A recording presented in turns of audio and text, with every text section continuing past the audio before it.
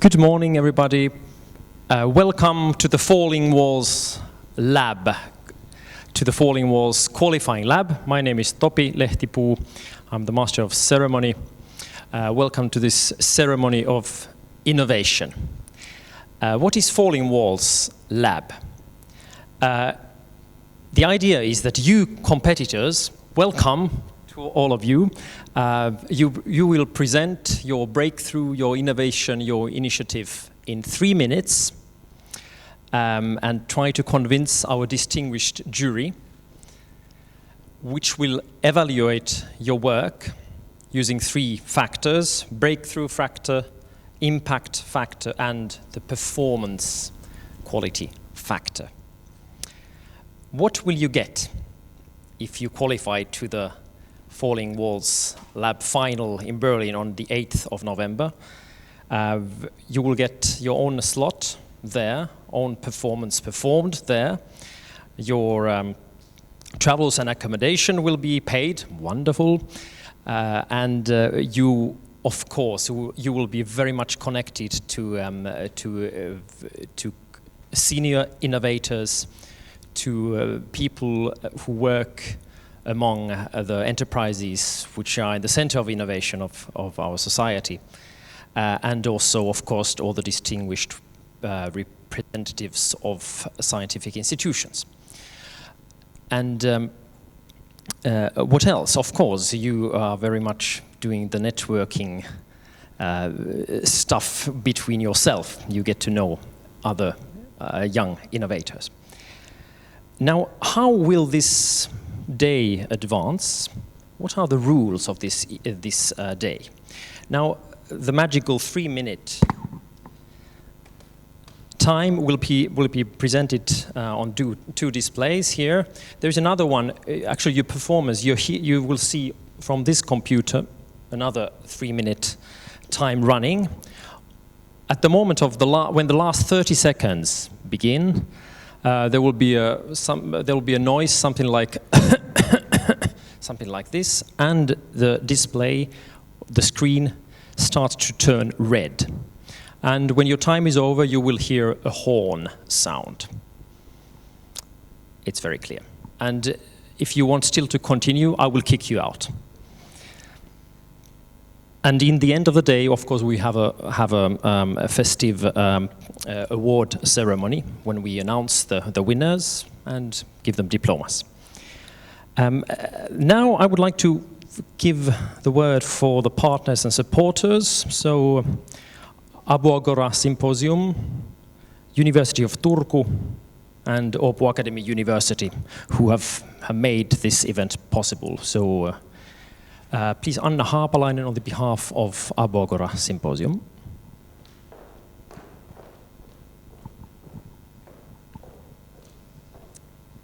Thank you, and you are cordially welcomed to join this Falling Walls Lab experience here in Turku. This is first time in Finland, and I, as a member of Abo Agora organizing committee and the whole organizing committee, are very proud to be able to organize this kind of event that supports young talent and research. So I was thinking what I should say here at first, and I attended Falling Walls Lab in Berlin last November, and I was astonished about the amount of knowledge and information shared there during one day. One might think that 3 minutes is a short time, but when you think about contributing, telling you about your research, 3 minutes, it's sometimes enough to raise an interest, and that's important. So on behalf of the Abo Agora organizing committee, I hope that this day will be enthusiastic, interesting, thought-provoking, and benefiting to all of you. Thank you.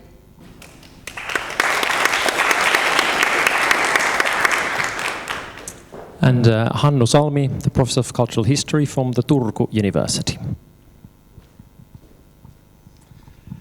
Thank you. It's my great honor to say a few words on behalf of the University of Turku, which is the other organizer of this event.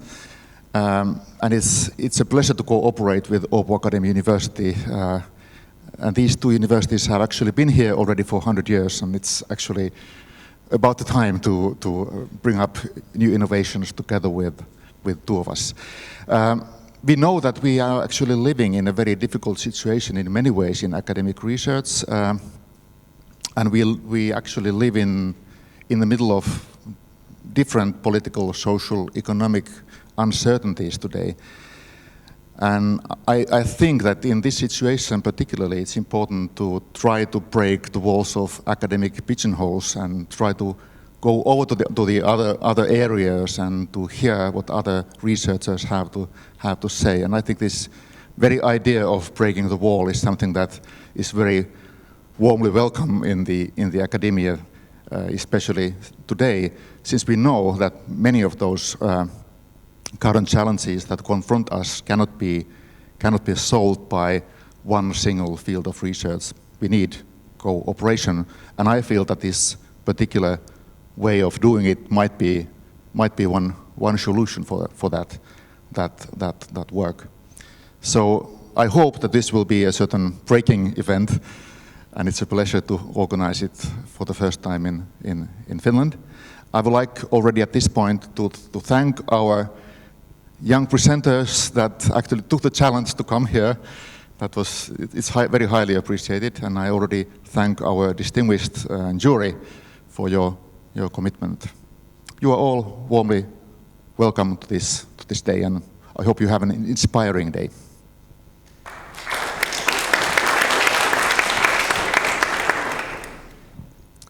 And docent Ruth Illman from the Åbo Academy University. Thank you, Tapi, and welcome to all of you also from my own behalf. I am here as a representative of Åbo Academy University to greet you all. Welcome to this exciting day we have ahead. I am director of the Donner Institute for Research in Religious and Cultural History, just next door here, and I do look forward to all the exciting things we have in front of us. Now, as Hannu said, Åbo Academy University and University of Turku have both been around for almost 100 years, and it's very exciting to be able now to present this kind of cooperation together. Now, Åbo Academy University is the one university in Finland, as you may know, who provide education on the highest level in Swedish. But the university is very much a multidisciplinary university with education in most disciplines, from humanities, theology, social sciences, political sciences, natural sciences, biotechnology, technology, and so on. So it is a very fitting event to be part of this very multidisciplinary day that we have ahead of us today. Now, as you heard, I myself represent a research institute in religion. And I think maybe for researchers in my field, it may not seem like such a relevant issue to talk about innovations and breakthroughs, because mostly in the humanities, the breakthroughs come over a period of maybe 50 years. And what we present is not a new patent or a new medicine or a new technology or a new device in some way, but rather maybe a new interpretation or a new perspective on something. But I still believe, nevertheless, that walls do fall also in the humanities. It's maybe just that we don't really recognize it all the time, the way they fall. And I'm really happy to see that we have managed to attract such a varied group of young talents to this day today. Now, as you know, the name of this event, Falling Walls, relates to the Berlin Wall and when it fell in November 1989. And that, as we all know, was an event that changed history. At the time when this happened, I was 13 years old and didn't really understand a lot about what happened in the world. But the next morning when I went to school, my history teacher she was on fire, and she was jumping up and down in front of the classroom and shouting at the top of her lungs to us, "Can you understand what this day means? Do you understand what's happening?" She said on, and then she said, "We're changing history today. Don't you understand? In your lifetime." And of course we didn't understand.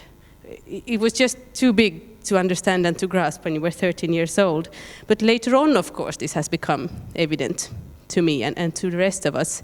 Especially for me, I think this was evident last year as I visited Berlin, and I had a chance to meet a woman my own age, Marie, who at the time was living only 100 meters away from the Berlin Wall on the east side. And she told us, we were in her living room and she showed me, there was the big checkpoint that they opened.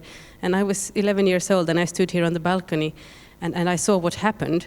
And she said also for her, even though it was just in front of her eyes, she was just mostly annoyed and a little bit afraid because it just put everything upside down. The next morning when she was going to school, everybody was moving in the wrong way. They were walking towards the wall where nobody ever went, instead of towards her school. So she had to fight a lot of people going in the wrong direction. And also for her parents, it seemed that the falling of the walls, what it meant to them was, hey, we can go to the other side and have a stroll and have a beer. And then they went back. It was just these very everyday routines that occurred to them first. So also for them it was hard to grasp what this falling wall actually could mean. Later on, of course, their whole world was dramatically changed step by step. But at the moment when the wall fell, it was just still a future possibility. Similarly today, I'm sure that the presentations that we'll hear will all have contained the seeds of such major transformations. Steps that might seem minuscule today, but which might hold a totally new future ahead of us. So it's 3 minutes today and it's the whole future ahead of us. So I wish you all good luck and I thank you all participants and the jury and I look forward to this day. Thank you.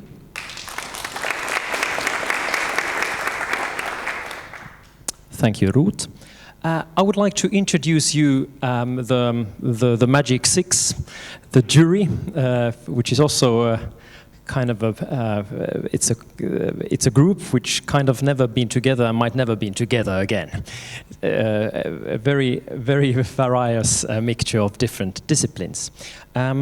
First of all, maybe actually I like the idea that you would introduce yourself.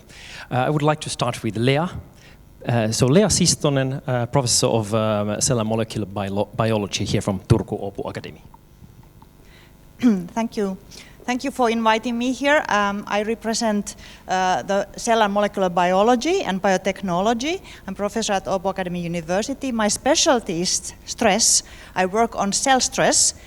Not only the whole bodies feel stress and respond to stress, but also every single cell in our body. They have a program how to respond to stress. So I feel a lot of sympathy to all the competitors today. But on the other hand, the stress gives you the possibility, it gives you the edge, and normally you perform much better when you have this kind of transient and very positive stress. So good luck to everybody, and I really enjoy being here today.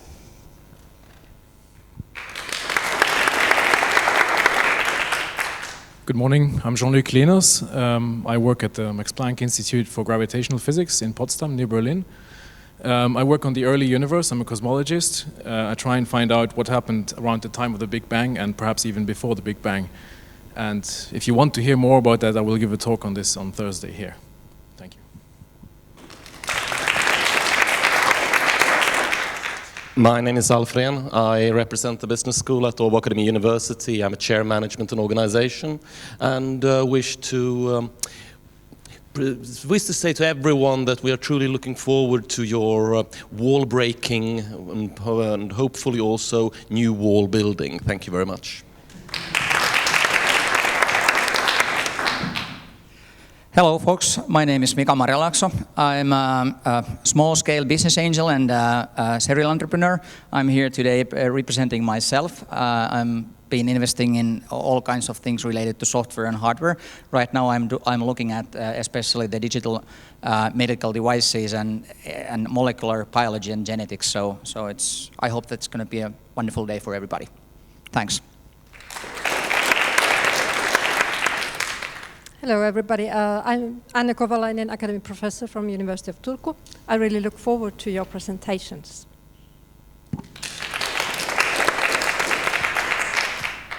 And finally, hi everyone. I'm Susanna Paasonen. I'm professor of media studies here in Turku.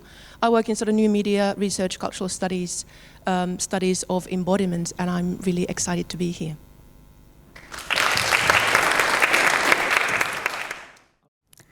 Good morning, everyone. Thank you very much for giving me this opportunity to be here on this stage today. First, let me tell a little about cloud computing. What is cloud computing? Cloud computing has revolutionized the information and communication technology by providing computing resources for users by internet. Cloud computing can offer many benefits in terms of cost, scale, speed, management, and flexibility. But the major ICT companies, such as Microsoft, Google, Facebook, are operating large-scale data centers around the world. Data center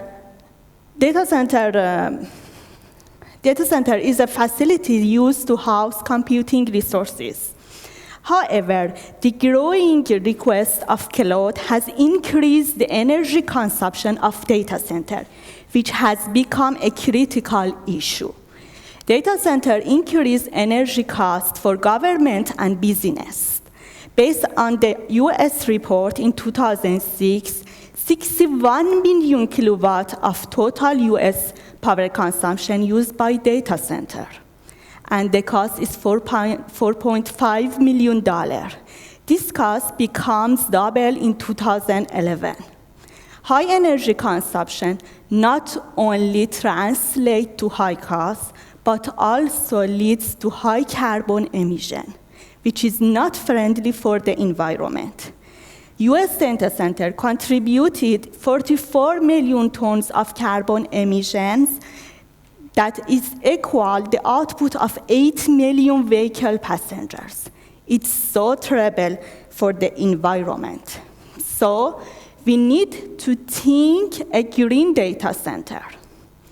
A green data center has a maximum energy efficiency and minimum environmental impact. For construction and operation a green data center, we need advanced technology, architecture, and resource management techniques. So, for this purpose, we focus on creating and developing a novel autonomous resource management architecture that we called AutoRM. AutoRM uses the learning agents to improve and learn the optimal resource management decision by using machine learning methods. The term of agents comes from the artificial intelligence, and in our work, we consider the software agent. So, ladies and gentlemen. Okay. Thank you. Thank you. Thank you very much.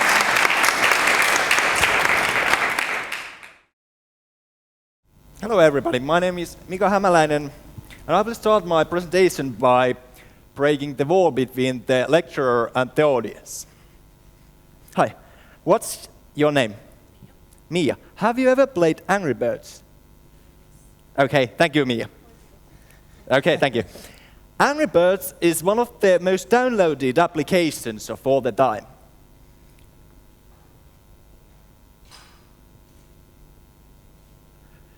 My research proposal is to develop a new sport that is based on the Angry Birds game.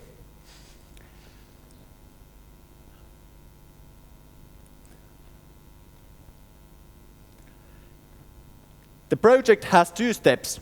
The first step is to create a test version of the sport through theoretical research.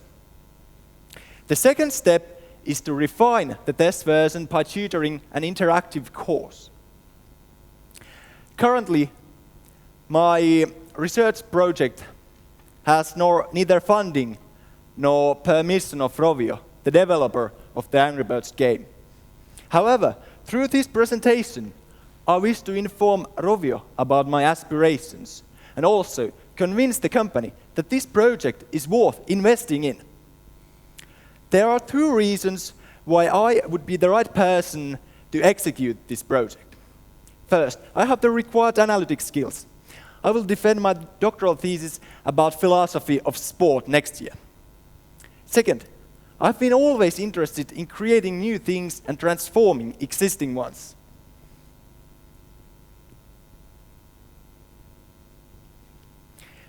As a 12-year-old kid, I developed a board game, Fight of Circle, that was based on a PC game, Age of Empires, because our computer was too slow to run the Age of Empires properly, even the demo version of it. On the lower right-hand corner of the slide, you can see a picture of the boy who developed that board game.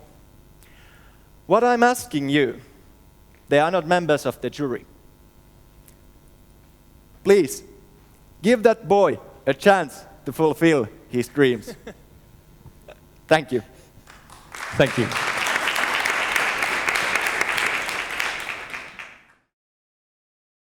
Good morning, everyone. There are three fundamental questions that human beings have been fascinated by for ages.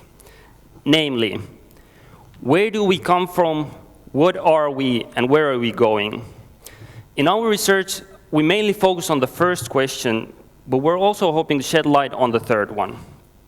So the problem we're actually working with is the following: how to reconstruct family trees based on publicly available church records. As you probably know, there are many people doing this kind of genealogical research as a hobby by taking huge efforts of manually going through birth certificates and other records, trying to link them with each other. Now, I'm a computer scientist, and therefore I started thinking, how could we automate this process?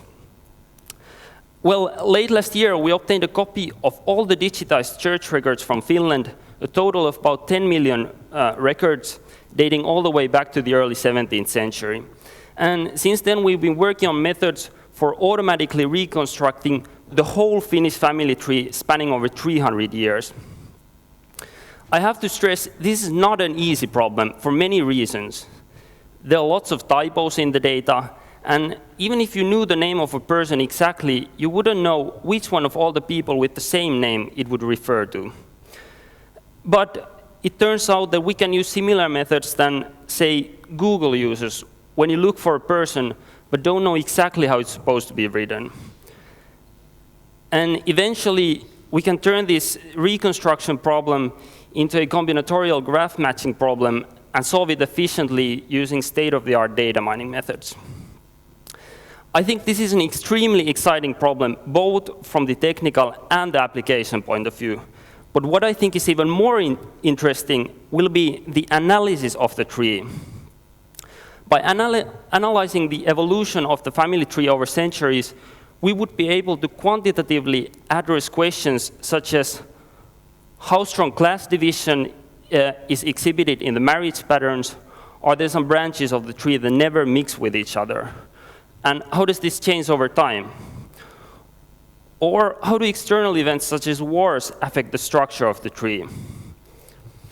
In the long run, I believe this type of analysis will pave road for a completely new type of longitudinal computational social science where we can quantitatively study and predict the evolution of our society as a whole by observing how our social networks evolve. Thank you very much. Thank you. Hello, everybody. My name is Siri Tahtinen. Can you hear me? I come from the University of Helsinki, and I'm here to present today the breaking walls of cancer therapies. Let me start off by saying that every third person in this room will get cancer during your lifetime. Despite the growing rate in cancer, in the number of cancer diagnoses, the current concepts in cancer treatment have stayed very much the same over the past 50 years. Most cancer patients nowadays receive chemo and radiotherapy with severe side effects that are caused by unspecific cell killing. We took a different approach of targeting the tumor, the immune system. The main reason why the immune system is not destroying the tumors are the following facts: that the tumor has a way of disguising itself from the immune system. The other main reason is that whenever there is an immune response against the tumor, such as T cells, the tumor can easily suppress these responses. So what we basically have to do, we have to help the immune system to overcome these two obstacles. This can be achieved by combining two different approaches. First of all, we can perform an adoptive T cell transfer, which basically means that we take a tumor biopsy from a patient, isolate tumor-specific T cells from this biopsy, and then, because these are relatively rare T cell population in the tumor, we grow these T cells in a test tube in a lab, and finally infuse them back into the patient in really high cell numbers. But also, despite this increase in tumor-specific T cells, we also need to overcome the other obstacle, which basically is that we have to somehow let the immune system notify the tumor. This can be achieved by using adenoviruses. And adenoviruses, like most of you may know, are viruses that can cause, for example, the common cold. We took one form of these adenoviruses and modified it so that it can only replicate and spread in cancer cells, thus leaving the normal cells unharmed. And this approach is called oncolytic adenovirus. So in our concept, we are injecting the tumor directly with these oncolytic cancer-specific viruses, and which basically gives the immune system a notification that something bad is happening. And this enables the T cells to go to the tumor and destroy it. We already have proof of concept data from this approach showing that there is superior anti-tumor efficacy and it can highly suppress tumor growth. Finally, I would like to end by stating, thank you. Thank you.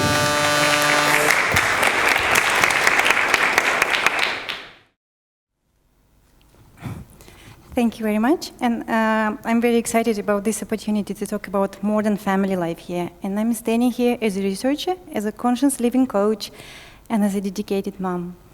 In my recent study of the parenting dilemmas in Sweden, it was striking to see how many families struggle.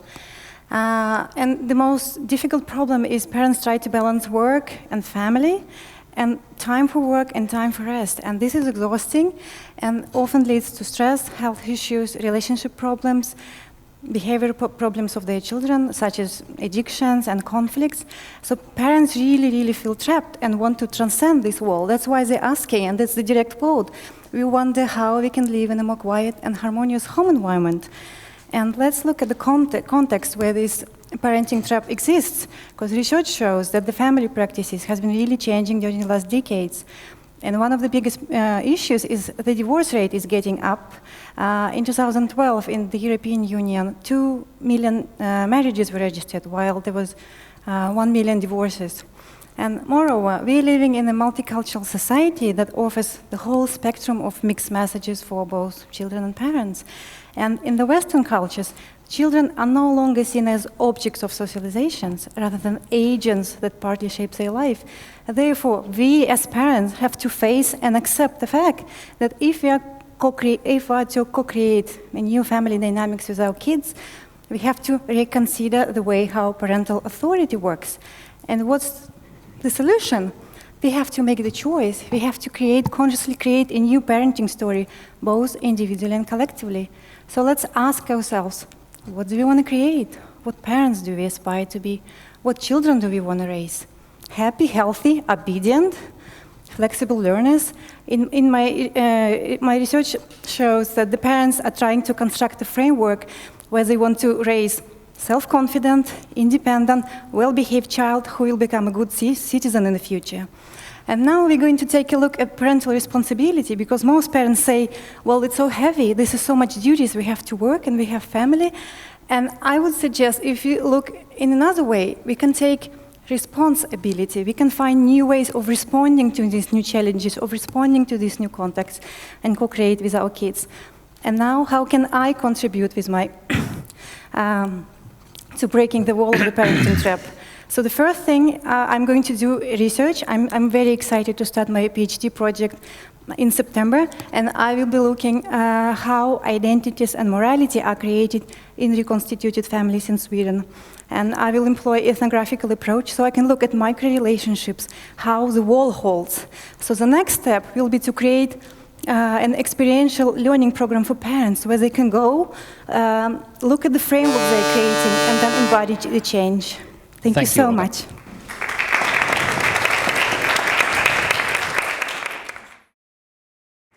It's actually been renamed since the original application. So today I'm talking about sustainable enterprise. So a very small number of companies have already begun to change their businesses in order to deliver long-term profitability and limit climate change. So these early adopters have redesigned their products and processes in order to reduce things like energy or fuel or waste or water or raw materials. These companies have been really, really wildly successful doing this, but they're outliers. They're a very, very tiny minority, and this is mostly because of business conservatism and short-termism. Managers simply consistently say, why should I redesign a product that's flying off the shelves? And then they always say back to you, if it's not broken, then why do we fix it? I think to quote Alf, maybe it's business as usual is just the crap that everyone else is doing. So sustainable enterprise really focuses on creating economic success through environmental or social activity. And one of the key aspects is that the real inspiration for change is by looking at things from an environmental impact point of view and not what we've done for so long, which is just looking at it from cost. Creative solutions pop out when you kind of change your viewpoint. Everything in the supply chain is up for grabs. Every element can be changed. So to give a really simple example, this is a deodorant can. This has been redesigned by a collaborative team with people from materials and manufacturing and marketing and sales and sustainability and logistics. And in the end, after all this work, the final redesign was really, really simple. They said, let's compress the gas, let's make the can half the size, let's save on materials and some energy and logistics. Simple. However, the sales and marketing people were really, really worried. They said no. And the vast majority of companies would not do this. They would not have a consumer in a supermarket say, why am I paying full price for this when all the competitors on the shelf are twice the size? The company went ahead, they took their cost savings, they marketed as an environmental product, they went against their sales and marketing, and it boosted their sales. There are many similar yet completely isolated examples. This is one from the construction industry. From the UK, a construction company building a motorway were given the target of finding local materials to build a motorway. The main reason for this is because the source of materials were really far away, and again, this drove innovation. They used local materials were 4,000 recycled tires, 400,000 recycled tires, power station ash, and then this saved 57 million euros. So really, I want to encourage transformational change. I want to pressurize companies to be bold, to be brave enough to fully redesign a process or system, even if it isn't broken. And this is why I want to break the wall for sustainable enterprise. Thank you.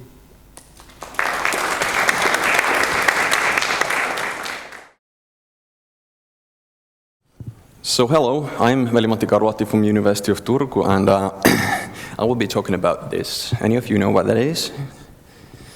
No one? Please.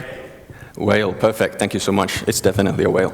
The thing is, it hasn't been a whale all of its life. It's been a whale only since 1778, when this Swedish guy, Carl Linnaeus, actually realized that, the babies of these things, they come out in a bit different way than babies of these things.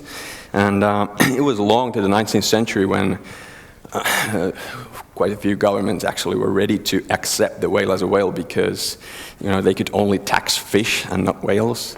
And this situation, I think, is not uncommon today in other fields. I'm not a biologist nor a botanist. I'm something that you might want to call a ludologist. I study different kinds of ludic phenomena and games in particular. And what has revolutionized my field within the last 30 or 40 years is this. Video games, all kinds of video games has come around.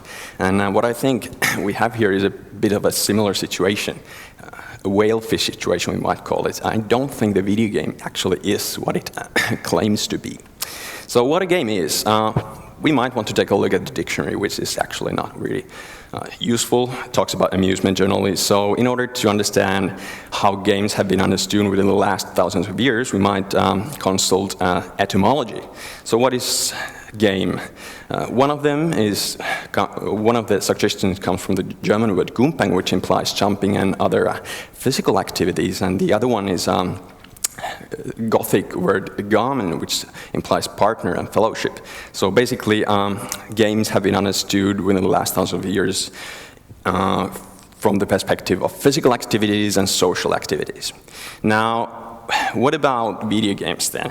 I wouldn't say that we're talking about physical activities nor social activities. Not all video games, but most video games are not games in this classical sense. And what video games are rather non-physical single-player artifacts, I claim.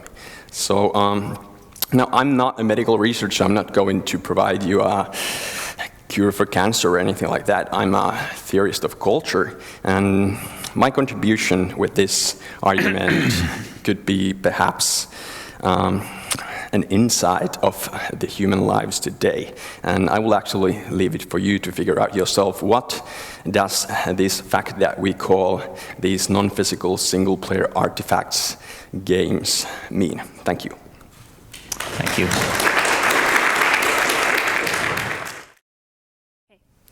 Hello, I'm Vilja Siitonen from the Department of Biochemistry. And Fleming accidentally found penicillin in 1928, and that marks the start of the era of modern antibiotics. But now we are slipping to the post-antibiotic era if no measures are taken, as WOH has been reporting, and many news have also covered this. Many antibiotics in use have very diverse chemical structures and are very difficult to synthesize chemically. So it's better to use bacteria or fungi which are producing those antibiotics naturally, as they are making them to fight for living space in reality. We can do the approach that we are just screening novel antibiotics from sources, from different species, but there is no guarantee that we will find something new. So in my approach, we have genes which we know are making antibiotics, and if we very well understand what the genes are doing, the proteins which are working in the building of antibiotics, we can combine the knowledge from different biosynthetic pathways and then use the knowledge to make the proteins different so that they accept different kind of building blocks, and then they create new antibiotics with novel features. And so diverse structures what we cannot make chemically. And we can use the bacterial cells as factories which make these novel antibiotics. Thank you. Thank you. Good afternoon, everyone. Today I will talk about stem cells breaking the wall of future human therapies. Before going into my work, I'll give a brief introduction about the stem cells. We work on human ES cells and iPS cells. These cells were first isolated by Jimmy Thompson from the embryos. And why these cells are so important in biomedical research. These has two unique characters. One is the self-renewal. They can be indefinite source for cells. And the another one is pluripotent. They can give rise any type of cell in the body. As you see, it has a little bit ethical issues in many countries. which was overcome by the groundbreaking research of the Shinya Yamanaka using the reprogram from the differentiated cells by reprogramming technique, creating the induced pluripotent cells, which has the similar properties as the same cells here, and which has a huge clinical applications in the human therapies. Before you realize these things, one need to better understand, control these cells to have a definitive differentiated cells. So that's where we are working actually. So using the gene expression analysis, we have identified a novel protein which regulates the pluripotency, and further we validated this protein and shown its mechanism, how it regulates the pluripotency. And what further we have also worked is that it improves the quality and quantity of iPS cells, which has a huge potential. And we are now applying this our work also in treating the Alzheimer's. We work trying to study the how genetically what kind of genes and how we could treat in the Alzheimer's disease, and which is the very important disease in the old aging people, and also it's very important to provide a healthy and healthy old age life, because it can cause a social and economic burden in quite many Western countries. And also, last but not least, it also helps in reducing our dependence on the animal lab animals, because you can directly use the clinical trials on the human using iPS cells. Thank you very much for your attention. Thank you.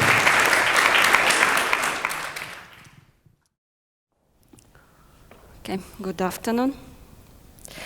I'm a humor scholar, and you know why it's very important to study humor, because it unites intellect. Oh, where is it? Intellect and emotion. It went away.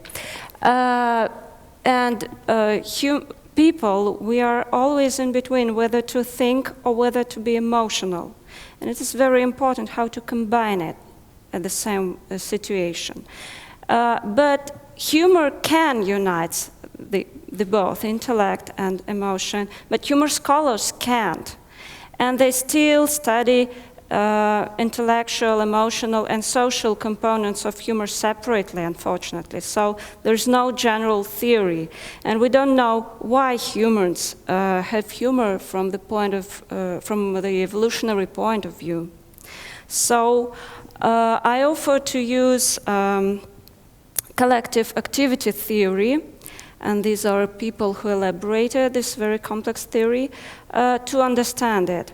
So what we have here, we have some people, it calls collective subject, for example, these women, who work on something together. For example, they want to open a bakery and they want to bake bread.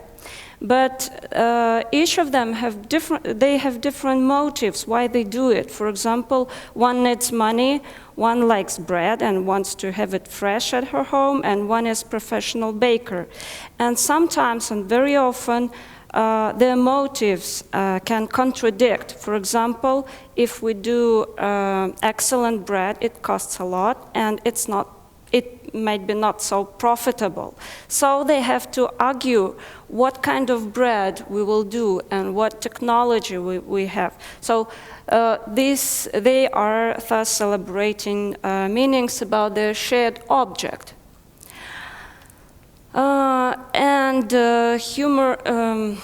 Collective subject and collective objects, they are always in changing, and they are highly intercorrelated.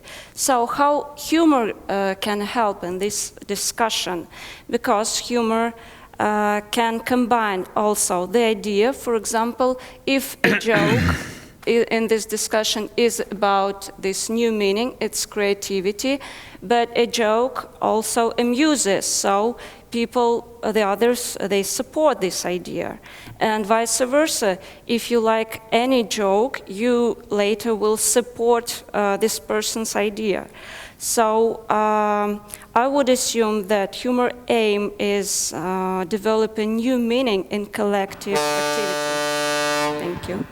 Thank you, Elena. Hello, everybody, and thank you. It's nice to be here. My PhD art history research project studies the representation of utopian hope in 21st century Nordic landscape painting. The concept of utopia originates from the Greek term meaning a good, non-existent place. Since the antique age, utopias has been imagined by artists and scholars as ideal societies and states of happiness. The German philosopher Ernst Bloch, in his Principle of Hope, written 1930s to 1950s, defined utopia as wishful thinking that appears in arts, literature, music, popular culture, and, for instance, daydreaming. The iconographical landscape elements of utopia defined by Bloch and Thomas More are, for example, mountains, bays, islands, and evergreen forests. Through studying the history of ideas, I construct a theoretical model of the concept of utopia as a visual analysis tool. I then evaluate how iconographical elements, color modes, are used to signify utopia in the contemporary painting. Further, I map these contemporary paintings in the line of the history of landscape painting in relation to modern and postmodern art and kitsch. Moreover, I define how these visual utopias relate to the current post-human condition, post-industrial societies, and contemporary Nordic culture. This research provides, firstly, a new angle to utopian studies. It will show that landscape painting is prominent in utopian thinking. Also, the project makes a contribution to eco-criticism. I analyze how these fantastical landscape paintings as forms of environmental awareness in a situation where images of nature worldwide can be easily collected via internet. Second, the project constructs a new theoretical model of the concept of utopia. I will evaluate Bloch's philosophy significance in analyzing the contemporary works. And finally, it will contribute to art historical understanding of the utopian hope and human need to paint utopias. Thank you. Thank you.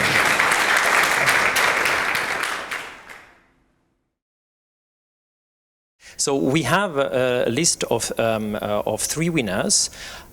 However, the people who didn't qualify in this case don't take it too harshly. We had some discussions about the methods. So now, I will give you 3 names which are not in particular order, although the Falling Walls Foundation wants to have an order, but we try to have a little rebel kind of attitude here. So just in the order of performance, I would like 3 persons here. First, Erik Malmi.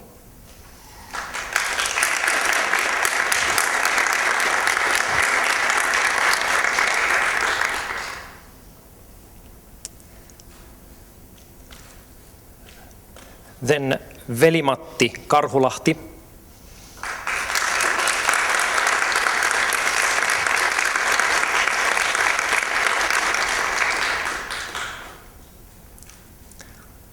And Vilja Siitonen.